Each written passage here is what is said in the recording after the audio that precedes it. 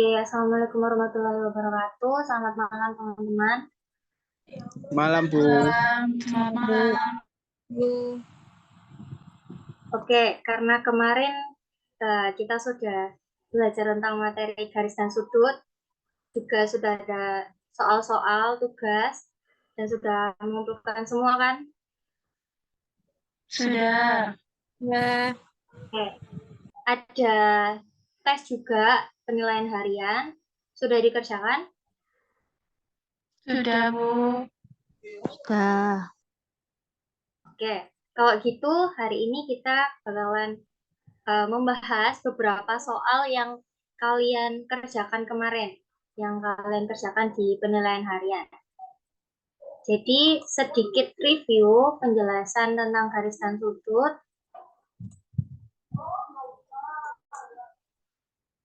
Layarnya udah kelihatan? Oke. Tapi ngelek-ngelek. Iya. Kelihatan pindah nggak? Kelihatan nggak? Oh. Oke. Jadi kemarin kita belajar materi garis dan sudut dengan pengertian garis, terus ruas garis. Kemarin sudah ada tutorialnya di YouTube, jadi seharusnya kalian sudah paham. Lalu kemarin diskusinya adalah membahas tentang contoh soal yang ada di YouTube ini, yang ada di PPT ini.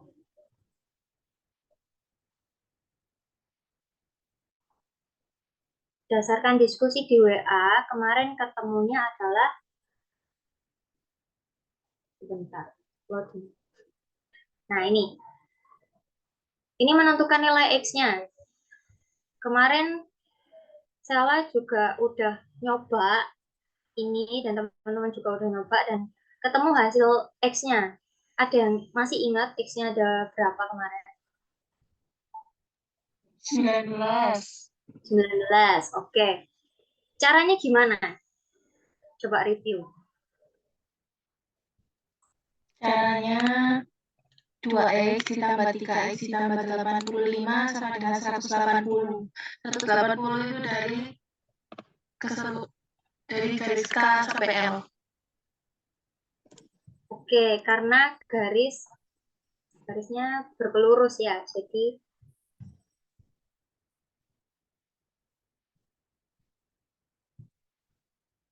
putus ya? Ya, sudah. Oh, sudah. Oke, karena garisnya berpelurus, jadi dia nilainya adalah 180. Maka dari itu, penjumlahan dari keseluruhan ini sama dengan 180 derajat. Nah, lalu dipindah-pindah ruas sehingga di sisi kiri adalah X, di sisi kanan adalah angka bulat yaitu 19. Oke, karena udah paham, jadi kita bakalan bahas soal ujian yang kemarin.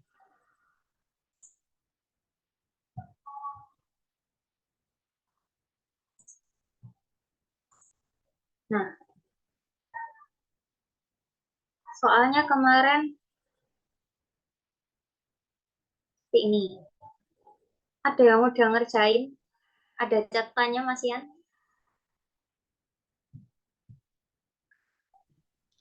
Ada. Kira-kira yang susah?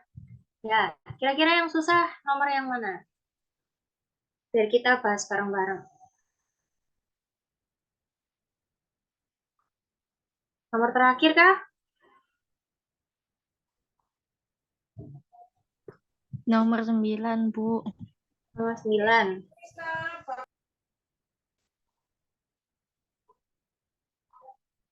Apa tadi? Ada yang bilang?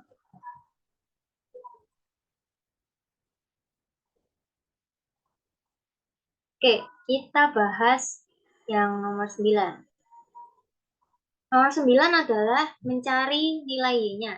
Nah, di sini diketahui sudut 6x min 40 derajat itu adalah di sudut ini. Nah, kalau mencari Y-nya berarti harus mencari apanya dulu? Sisi mana?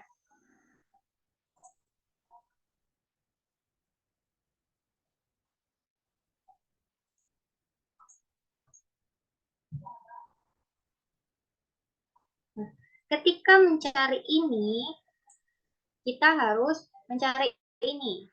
Kenapa? Karena segitiga secara penuh itu nilai sudutnya ada berapa? Berapa derajat kalau segitiga?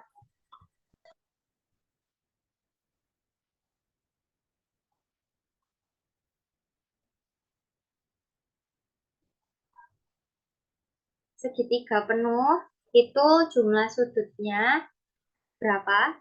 Sama kayak apa?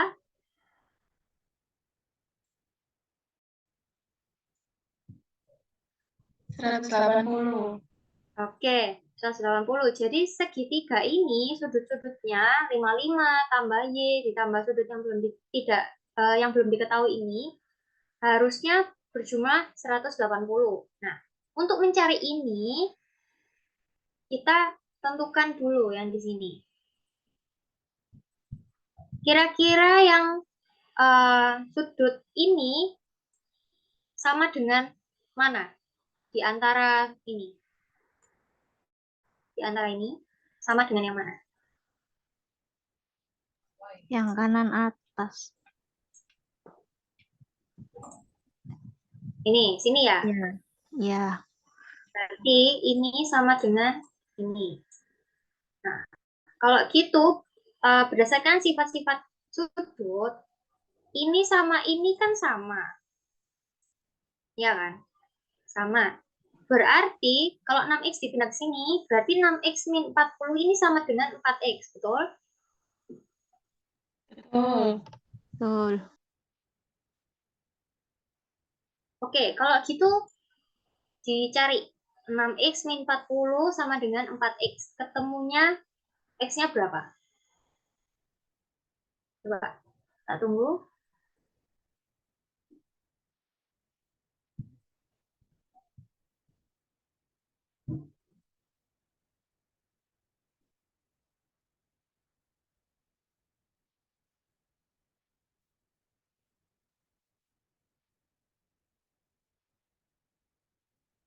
Yang lainnya juga nyoba.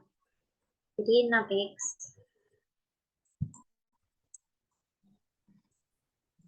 20.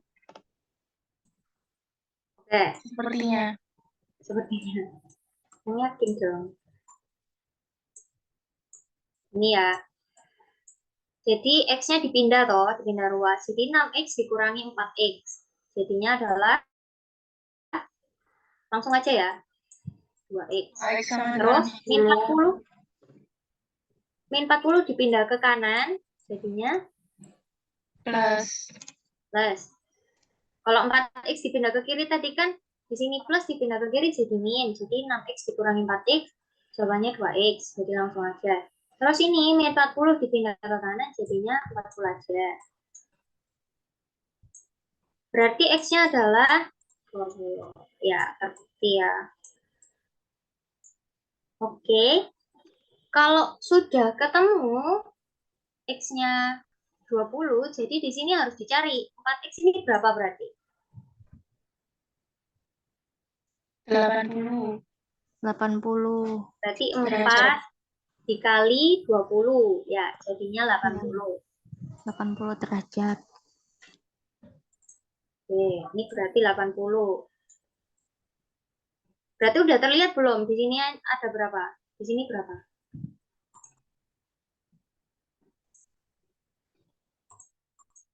Kalau di 100. Kenapa 100? Karena 180 dikurangi 80. Oke, karena ini adalah sudut yang lurus. Oke, karena sudah ketemu nih 100 sama 55, berarti tinggal nyari Y-nya. Berarti semuanya ditambah terus sama dengan 180, ya kan? Ada yang mau coba? 25 derajat. 25 derajat. Oke, dibuktikan ya. Jadi 100 tambah 55 berapa sih? Berarti 155. ya, 155. 155Y sama dengan ditambah. 155 ini ditambah. 155 tambah Y sama dengan 180.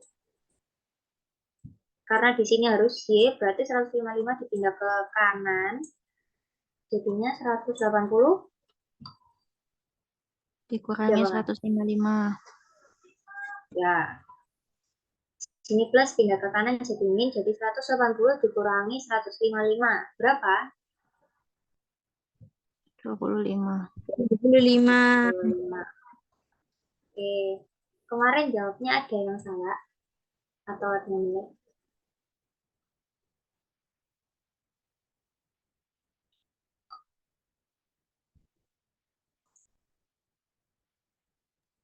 Sudah ya? Ada lagi satu soal lagi deh untuk kita bahas. Nomor 10. Nomor 10.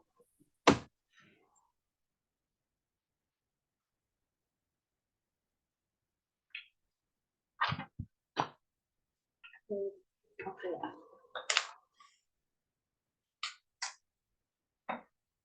Nomor 10 kita coba bahas bareng-bareng. Langkah pertama yang harus dilakukan adalah ini mencari ACB. ACB berarti ini kan. Ya, mencari nilai 2Y plus 10 ini berapa gitu kan. Berarti yang dilakukan apa?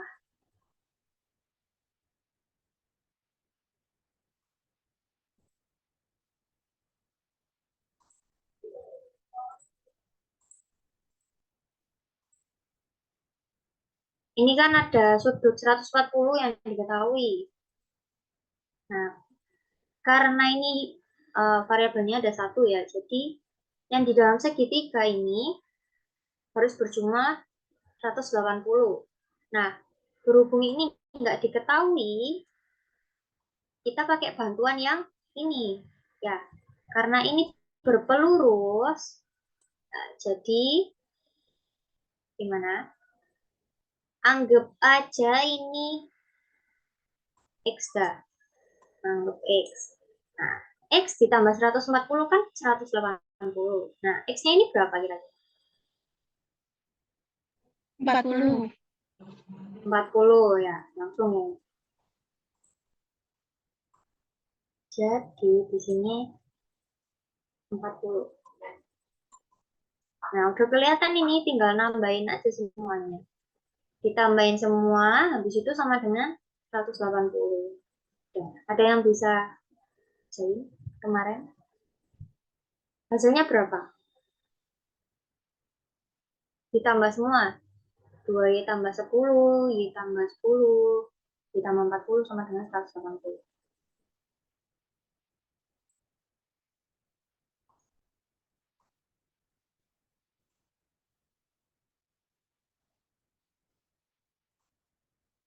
Y tambah 10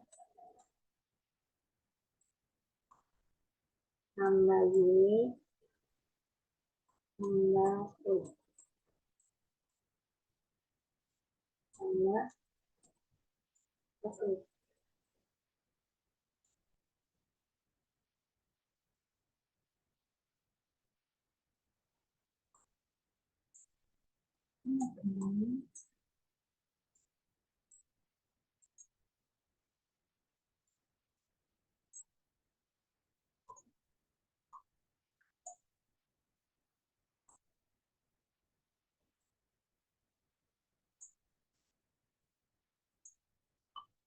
Oke. 2Y di sini yang ada variabelnya yang mana sih? 2Y dan Y. 2Y dan Y. 2Y tambah Y berapa? 3Y. Nah, berarti sisi kiri 3Y. Ditambah berapa? 10, 60. 10, jadi 60. Ditambah 60 sama dengan 180. 80. Oke. Di sisi kiri 3Y.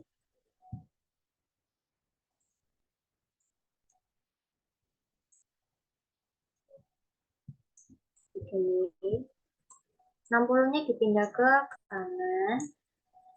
Jadi berapa? 11 dipindah ke kanan. 180 dikurangi 60. Oke, berapa? Langsung aja. 120. 120. Jadi Y-nya ketemu 120 per 3. 120 per 3 berapa? 40. 40. Jadi Y-nya ketemu 40. Nah, sekarang yang dicari adalah ACB. Ya, nilai dari 2Y plus 10. Jadi disubstitusikan. 2Y tadi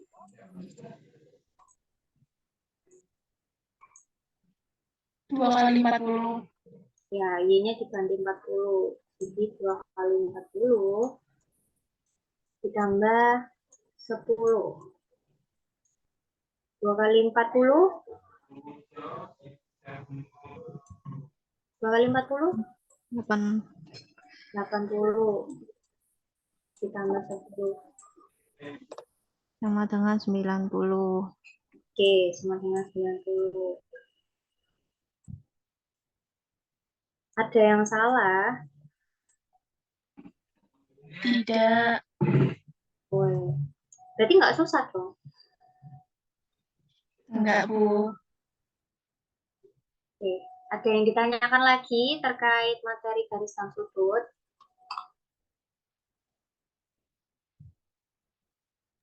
Tidak. Ya, Oke, kalau nggak ada materi baru, saya share di Google Classroom, jadi bisa dicek. Lalu ada tugasnya juga, bisa dikerjakan. Lalu nanti akan kita bahas secara offline di kelas. Oke, cukup sekian kelas pada malam hari ini. Sekian, terima kasih. Assalamualaikum warahmatullahi wabarakatuh. Waalaikumsalam. Warahmatullahi wabarakatuh. Terima kasih, Bu.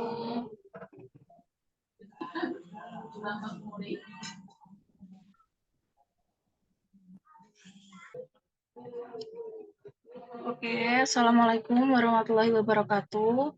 Selamat malam semuanya. Malam, Waalaikumsalam warahmatullahi wabarakatuh. Hari ini kita akan mereview materi tentang peluang kemarin. Kemarin sudah ada yang mengerjakan tugas apa belum? Sudah dikumpulkan semua? Sudah. Sudah. Oke, Lumayan. nanti saya akan cek lagi. Sekarang kita review materi tentang peluang. Sebentar.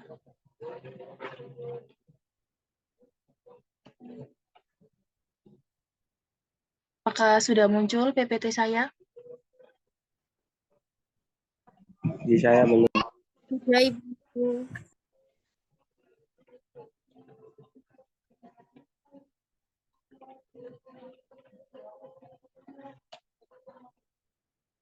Oke, jadi peluang itu biasanya digunakan untuk menyatakan atau memperkirakan suatu kejadian yang akan berlangsung.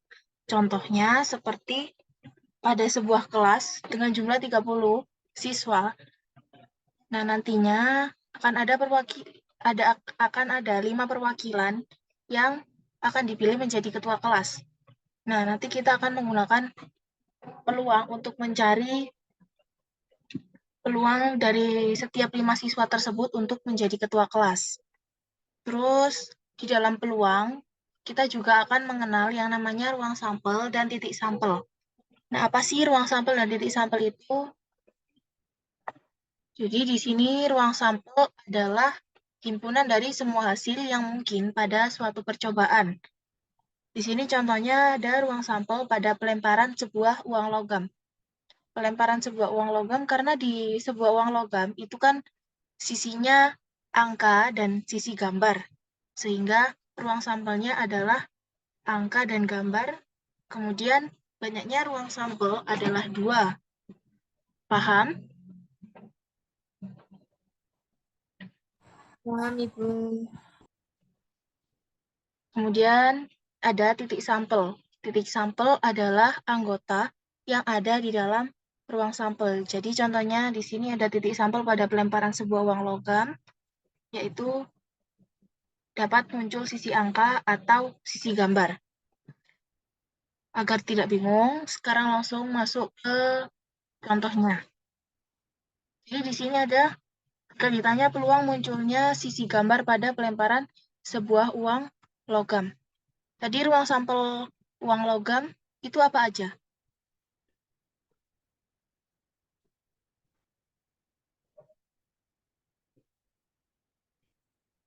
Ruang sampelnya, Angka dan gambar. oke. Ruang sampelnya ada angka dan gambar, banyaknya ruang sampel 2. Nah, karena di sini ditanya peluang munculnya sisi gambar, sehingga titik sampelnya adalah, dimisalkan A, titik sampelnya adalah gambar. Terus di sini ada rumus peluang suatu kejadian. Rumusnya adalah PA sama dengan NA per NS, di mana PA ini adalah peluang kejadian A, dan NA adalah banyaknya titik sampel, dan NS adalah banyaknya ruang sampel. Nah, terus kita masukkan ke contoh ini rumusnya. Di sini PA, NA-nya berapa?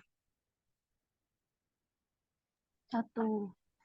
NA-nya 1, terus NS-nya 2, jadi peluang munculnya sisi gambar pada pelemparan sebuah uang logam adalah 1/2. Bisa dipahami? Bisa. Oke, lanjut ya. Terus di sini ada cara menentukan ruang sampel. Yang pertama ada dengan cara mendaftar. Cara ini merupakan cara yang paling sederhana, di mana kita akan berusaha mencari anggota ruang sampelnya dengan menyebutkan satu persatu. Misal, ruang sampel sebuah dadu yaitu sebuah dadu itu kan memiliki 6 sisi, yaitu yang berisikan mata dadu 1, mata dadu 2, mata dadu 3, mata dadu 4, mata dadu 5, dan mata dadu 6. Sehingga ruang sampelnya adalah ini, 1 sampai 6. Kemudian banyaknya ruang sampelnya adalah 6. Yang kedua adalah dengan diagram pohon. Menentukan anggota ruang sampel dengan cara ini menggunakan bantuan diagram pohon. Cara ini digunakan untuk mencari ruang sampel dari 2 atau lebih kejadian. Misal, ruang sampel pada pelemparan 3 buah koin. Nah, di sini ada, kita misalkan yang ini adalah koin 1, kemudian ini koin 2, dan ini koin 3. Pada koin 1 dilempar, munculnya angka dan gambar. Kemudian koin 2 dilempar lagi, muncul angka dan gambar. Terus yang ini juga muncul angka dan gambar. Kemudian koin 3 dilempar, muncul angka dan gambar juga, dan seterusnya sampai sini, sehingga ruang sampel dari pelemparan 3 buah uang logam, yaitu muncul, lihatnya dari sini, angka, kemudian angka, gambar, gambar, gambar, gambar, angka, gambar, angka, dan yang terakhir, gambar. Sehingga banyaknya ruang sampel dari pelemparan 3 buah uang logam, ada berapa ini? 8. Ya, Ada 8, Bu. 8. ya ada 8. Lanjut, yang terakhir di sini ada dengan menggunakan tabel. Cara ini dilakukan dengan menggunakan bantuan tabel untuk mencari ruang sampelnya. Cara ini sering digunakan untuk mencari ruang sampel dari kejadian yang majemuk, lebih dari 2 kejadian. Misal, ruang sampel pada pelemparan sebuah dadu dan sebuah koin. Nah, kita bisa buat tabel di sini. Yang atas, ini dadu, ruang sampel dari dadu. Kemudian yang kiri, ini ruang sampel koin. Jadi kalau dituliskan di sini ruang sampelnya adalah dadu muncul mata 1, koin muncul angka. Terus di sini dadu muncul 2, koinnya muncul angka. Dan seterusnya sampai mata dadu 6 dan koin muncul gambar. Paham?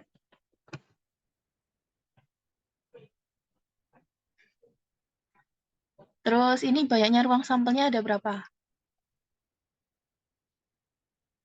12. 12, Bu. Oke, betul. Rolas. Nah, mencari nilai peluang. Nilai peluang suatu kejadian dapat dicari dengan membagi titik sampelnya dengan ruang sampel, sehingga dapat disimpulkan bahwa peluang suatu kejadian bernilai antara 0 dan antara 0 sampai 1, atau dapat dinotasikan sebagai berikut. 0 lebih kecil dari peluang, lebih kecil dari 1. Jadi peluang itu tidak akan kurang dari 0 dan tidak akan lebih dari 1. Nah, kenapa nilai peluang kejadian antara 0 dan 1? Di sini ada penjelasannya, karena apabila nilai peluang sama dengan 0, maka dapat diartikan bahwa kejadian tersebut sangat mustahil untuk terjadi. Sedangkan jika peluang sama dengan 1, maka diartikan bahwa kejadian A itu pasti akan terjadi. Nah, contohnya ini, contoh kejadian mustahil. Yang pertama ada pohon bisa terbang. Yang kedua ada kura-kura bisa berlari kencang. Itu kejadiannya pasti mustahil. Contoh kejadian mustahil lainnya adalah kejadian muncul mata dadu 7. Kira-kira itu mustahil atau tidak?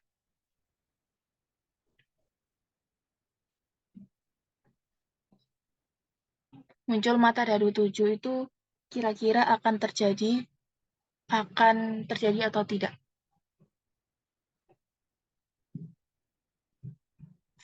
Tidak ya, karena mata dadu itu kan cuma sampai 6. Jadi muncul mata dadu 7 itu tidak akan terjadi atau mustahil. Kemudian contoh kejadian yang pasti terjadi adalah gajah beranak dan adanya malam dan siang hari. Nah, di sini ada contoh soal. Jika sebuah dadu dilempar 1 kali, berapa peluang muncul mata dadu ganjil? Tadi ruang sampel dadu ada berapa aja? Coba disebutkan. 1, 2, 3, 4, 5, 6. Terus banyaknya ruang sampel?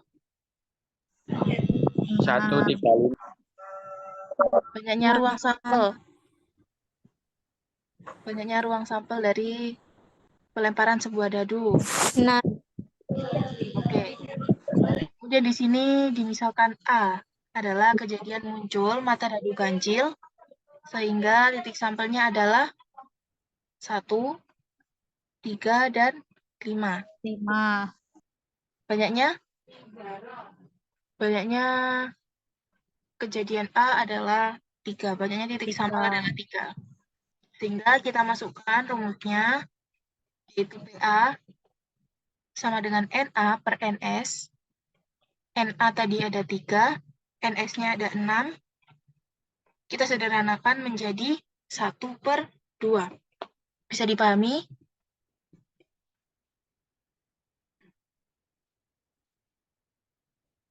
Lanjut ya. Kemudian ada contoh soal lagi di sini. Jika 3 buah uang logam dilempar bersamaan, peluang muncul seluruhnya sisi angka adalah, karena di sini 3 buah uang logam, kita bisa mencari ruang sampel dengan apa tadi? 6. Jika 3 buah uang logam dilempar 12. bersamaan, kita Oh, bisa mencari ruang sampelnya dengan menggunakan diagram batang. Diagram iki lho lingkaran. kurang tepat. Coba yang lain.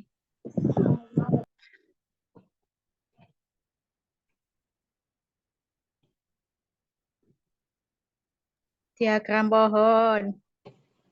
Oke, betul. Nih, kita bisa menggunakan diagram pohon seperti ini. Di sini ditanyakan peluang muncul seluruhnya sisi angka ya. Sisi angka, sehingga ini ruang sampelnya. Kemudian seluruhnya sisi angka hanya ada berapa? Satu aja ya, yaitu angka-angka-angka. Oke, sehingga kita bisa masukkan rumusnya PA sama dengan NA per NS, yaitu 1/8. Oke, dari rumus ini sudah paham semua kan?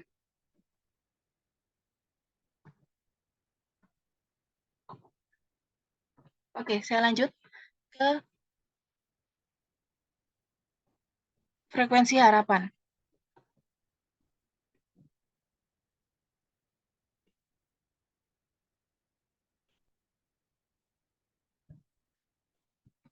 Frekuensi harapan adalah harapan banyaknya suatu kejadian yang terjadi dari banyaknya jumlah percobaan yang dilakukan. Nah, rumusnya frekuensi harapan sendiri ini adalah FH sama dengan N kali PA, di mana FH adalah frekuensi harapan dan N adalah banyaknya pelemparan atau kejadian yang dilakukan, kemudian yang terakhir PA adalah peluang kejadian. Nah, contohnya ini, jika sebuah dadu dilempar 3 kali, berapa peluang muncul mata dadu kancil? Ini perlu digarisbawahi ya, ada dilempar 3 kali. Sehingga kita cari dulu peluangnya, ketemu 1/2, dan sehingga frekuensi harapannya adalah N kali PA. N-nya tadi 3 kali, karena di sini dilempar 3 kali, sehingga N adalah 3, dikali peluangnya adalah 1/2. Dan ketemu hasilnya adalah 3/2.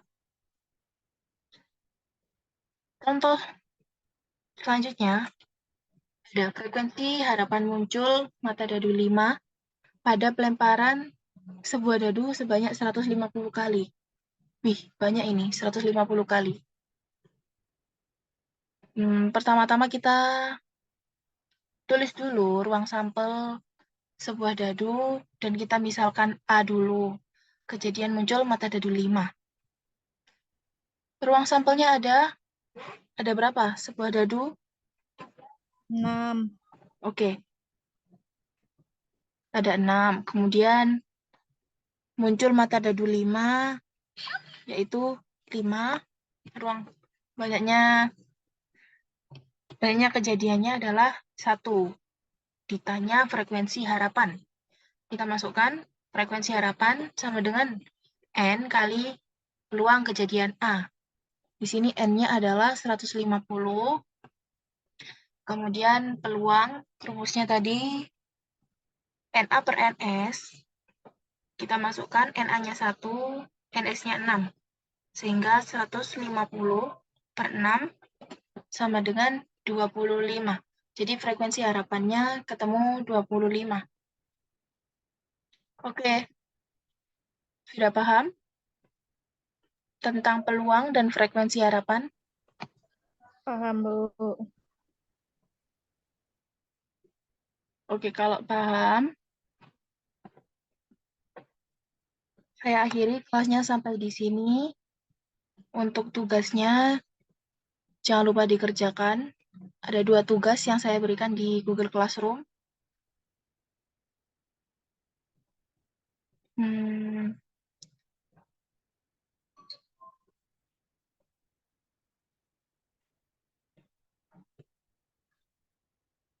Jangan lupa dikerjakan sesuai batas waktu yang telah ditentukan.